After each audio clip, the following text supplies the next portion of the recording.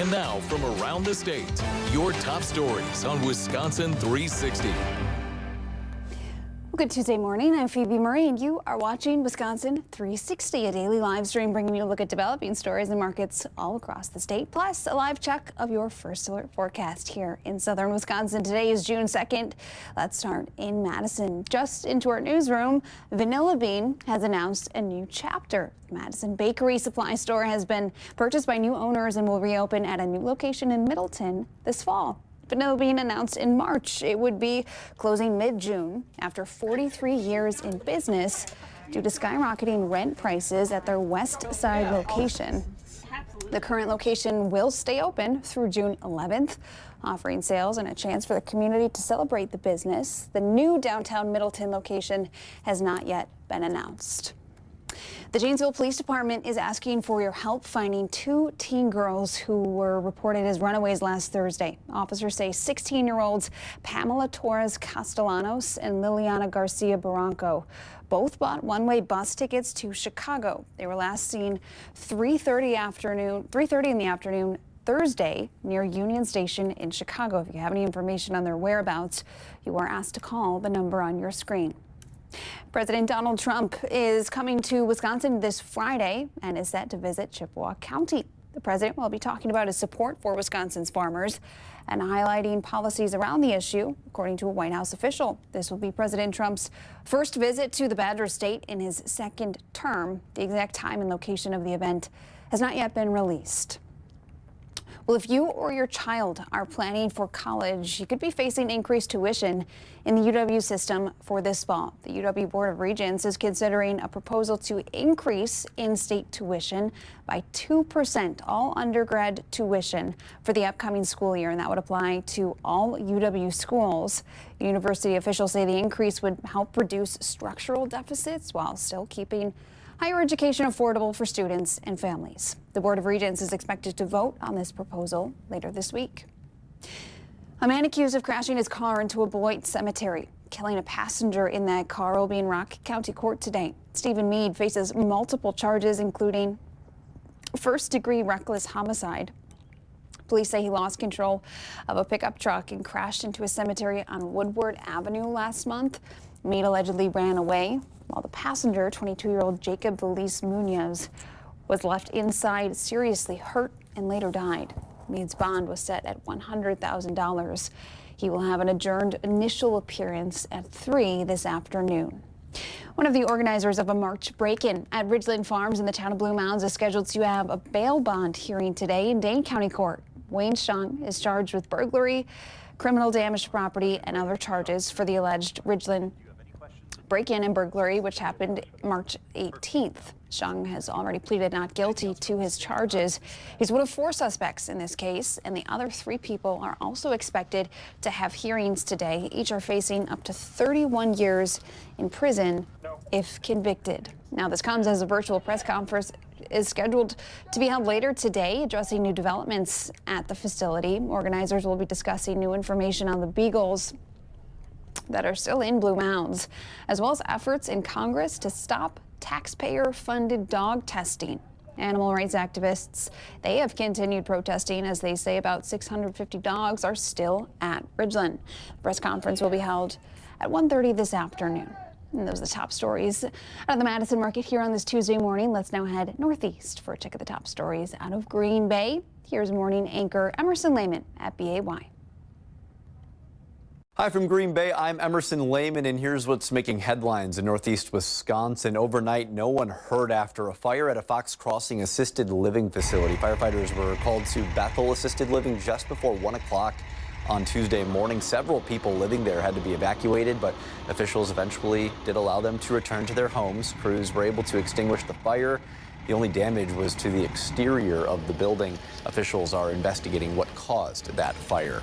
Brown County leaders getting ready to debate a proposed moratorium on future data center development tonight. The discussion comes as communities across northeast Wisconsin handle the growth of large-scale data centers. The proposal would temporarily pause future data center development while officials gather information and consider what guardrails may be needed. One supervisor says it's not tied to any specific proposal, but but rather making sure communities are informed before decisions are made. The metrics and reporting of water and energy usage certainly is a concern of folks. Part of it is to making sure that it is being reported accurately and honestly up front. Brown County's Planning, Development, and Transportation Committee is scheduled to discuss that proposal tonight. A unique boat trip bringing veterans aboard a sailboat to strengthen the community while sailing. And it's given us some great views as well. The Utopia has been sailing overnight from Manitowoc to Washington Island as part of the Patriot Racing Project. The Utopia, originally built in Sturgeon Bay back in 1946. The boat's overnight trip included 4 stops, including back in Sturgeon Bay. That'll be throughout the week. The ship will be open later this week to the public. Victoria Fraser is on board along with our photojournalist Shane Fitzsimmons, and will bringing us updates throughout the week on Action 2 News. That's what's making headlines here in Northeast Wisconsin. I'm Emerson Lehman. Have a great day, everybody. Emerson, thank you. And for a deeper dive into any of those stories, you can head to their website, WBAY.com. All right, let's head now to Western Wisconsin for a look at the top stories coming out of the Eau Claire market. Here's morning anchor Bob Gallagher at 13 News. This is a Wisconsin 360 update from WEAU 13 News. I'm Bob Gallagher. President Trump is coming to Western Wisconsin. The president is set to visit Chippewa County on Friday and plans to highlight his initiatives to help Wisconsin farmers. According to a White House official, the president will talk about delivering low input costs, new trade markets, and no taxes on rural property loan interest. This will be the president's first visit to Wisconsin in his second term. WEAU will be there to cover the event, and we'll have more details on what to expect soon. Meanwhile, Trump administration HHS Secretary Robert F. Kennedy Jr. and Congressman Derek Van Orden stopped near Elk Mound on Monday, highlighting the importance of the nation's farmers. In January, dairy was moved to the top of the food pyramid. 5 months later, Kennedy is speaking at Gilbertson Family Farm. He says farms like these are critical to our culture and that work must be done to bring the consumer closer to their products. We need to connect the food to the consumer and eliminate the middleman. The middlemen have all these processed food companies are squeezing the farmers. They're putting them out of business. They're concentrating wealth. They're concentrating power. And it's not good for the farmers. This is the latest in a string of high-profile political visits in the last few months here in Western Wisconsin, including 4 cabinet officials in the Trump administration. Rebecca Cook, who is running for the 3rd Congressional District as a Democrat, sent a statement responding to the visit. She said in part, quote, "This district deserves leadership that understands that we should be representing Wisconsin's values in Washington, not bringing the worst of the Washington establishment home." Emily Berge, also running for the seat as a Democrat, also sent us a statement. She says in part, Wisconsinites deserve a representative who will stand up and fight for them, not hold photo ops with an administration that has driven up cost in every facet of their life. And that's a check of your news headlines in Western Wisconsin. Bob, thank you. And for a deeper dive into any of those stories that you just heard, you can head to their website, WEAU.com. All right, let's turn now to Wausau for a check of the top stories coming out of their market. We have morning anchors Aaron and Cassandra from Channel 7. Good morning from Wausau. I'm Cassandra Cepeda. Local pools are getting ready to open for the summer. The Weston Aquatic Center is training their lifeguards to make sure they're prepared in case of an emergency. The lifeguards are hired to the YMCA. The group did 10 hours of preseason training with the Y before going over daily routines. We go over scenarios, so if an accident does occur, what you do. Everybody knows, depending on what station they're at, what their responsibility is in the case of an emergency. The Weston Aquatic Center will open for Saturday. So that's the pool. Lake swimming is also popular, but is it safe? Natural bodies of water can have higher levels of bacteria because of contamination from runoff and animal waste. That's why the Marathon County Health Department tests for E. coli before letting people swim. Beaches will be tested weekly until the Friday after Labor Day. A new wind farm could be coming to Marathon County, but the project leaders want to hear from you first. Alliant Energy is considering submitting a permit to the state's Public Service Commission later this year for the project. There would be between 28 and 38 wind turbines in the southwest part of the county. If approved, construction would start in 2028. You can complete a survey online through the 19th about the plan on the county's website. We have a link to that survey at WSAW.com. There will be an in-person meeting on June 17th from 6 to 8 in the evening at the Lakeview Conference Center. Tonight, you are invited to the Rothschild Pavilion to learn about what shows will be coming to the Grand Theater starting in November. The theater is currently undergoing a $17.5 million renovation project that will include new seats, restored spaces, and fresh designs. The new season will open with Mr. Las Vegas, Wayne Newton, followed by national Broadway tours including Clue, Beetlejuice, and the Book of Mormon. At tonight's preview party, you will have the chance to secure tickets before anyone else. Tonight, the doors open at 5:30. And there's a new batch of peregrine falcons at the Wisconsin Public Service in Weston, but not for long. They're getting ready to leave the nesting box. Each year, the new fluff balls are banded and given special names. It's part of an awareness campaign by WPS. This year, the falcon chicks got a new tracking technology as part of the banding process. The WPS Peregrine Falcon manager says he's excited about the solar power transmitters. I've been thinking about this for 25, 30 years, and I'm not a techie guy. I don't know how really any of this stuff works, but all of a sudden, there they are. They're all 3D printed. And I checked them all before they've all been deployed. I checked them with flashlights and sunlight. They work. So fingers crossed, we're going to learn a lot here. He says he'll put 12 of the trackers on baby falcons this year. The devices will allow experts to track the falcons during their first year of life. That's a look at the top stories from across north central Wisconsin. All right, Cassandra, thank you. And that'll do it for me here on Top Stories Wisconsin 360 on this June 2nd. I'm signing off, but stick around. Chief Meteorologist Charlie Shortino will detail you. He just walked by. He's queuing up the live desk here in just a minute here. But he'll join you after the break for a look at your first forecast on this beautiful Tuesday that we have out there. Make it a great day.